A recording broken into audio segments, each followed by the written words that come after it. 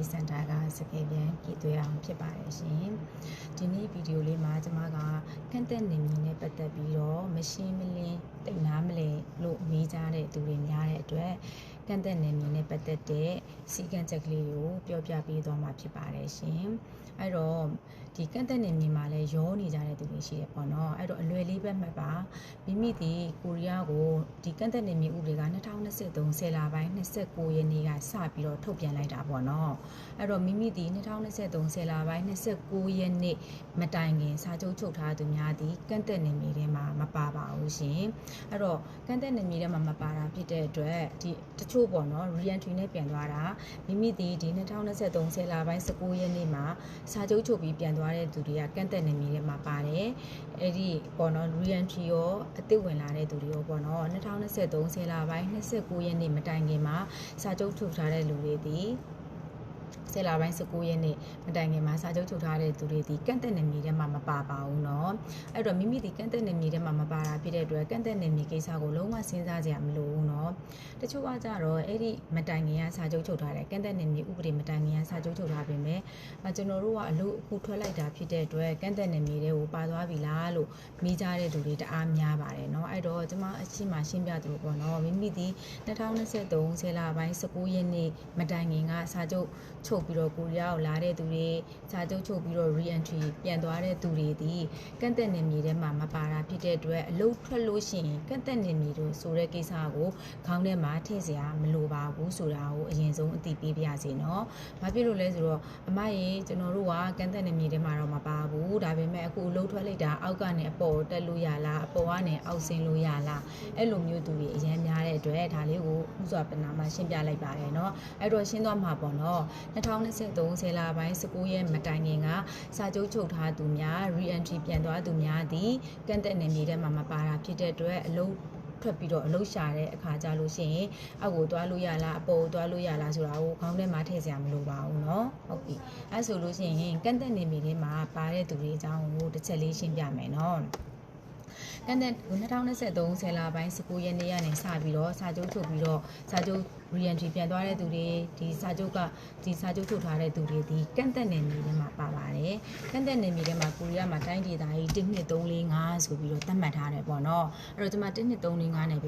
ဲပြောသွားလိမ့်မယ်နော်အလွယ်ကတော့တစ်ကတော့ inchon so gyeonggi တို့ပေါ့နော်အဲ့တော့ကန့်သက်နေမည်ထဲမှာပါတဲ့သူများဒီကန့်သက်နေမည်ဆိုတဲ့အတိုင်းကန့်သက်ထားတဲ့မိမိရဲ့ဒေသမှာပဲအလုပ်ရှာခွင့်ရပါတယ်နော်အဲ့တော့အကိုရီမောင်လေးတခုရောသွားတာ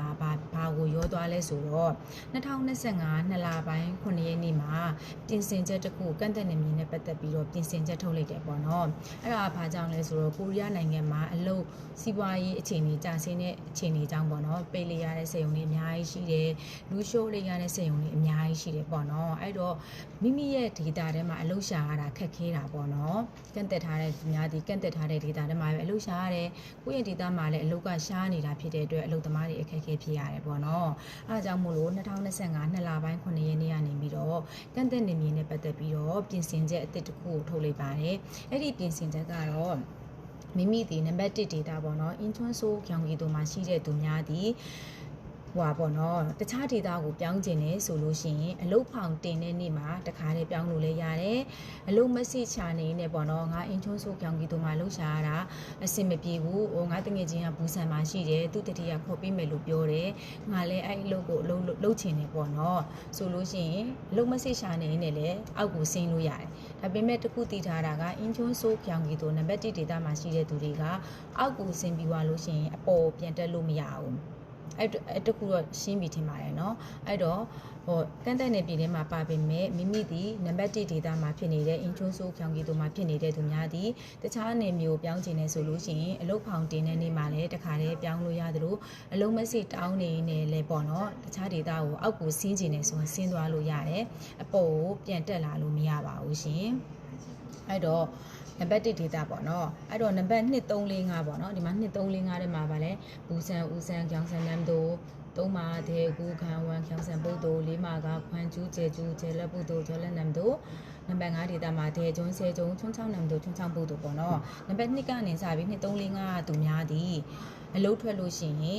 မဖြစ်မနေမိမိရဲ့ data မှာတ တလားတီတီအလုပ်ရှာရပါတယ်အလုပ်ဖောင်တင်လို့ရှိရင်လည်းကို့ဒေတာနေမှာပဲကို့အပိုင်ဒေတာထဲမှာပဲတင်လို့ရတယ်တင်ပြီးတော့တလားတီတီပေါ့နော်ကိုဒီဥမာဆိုပါစို့ဘူးဆန်မှာလည်းအလုံးမစိတ်လိုက်တောင်းတယ်ဦးဆန်မှာရှိတဲ့ကိုယုံစင်တာတွေမှာလည်းအလုံးမစိတ်လိုက်တောင်းတယ်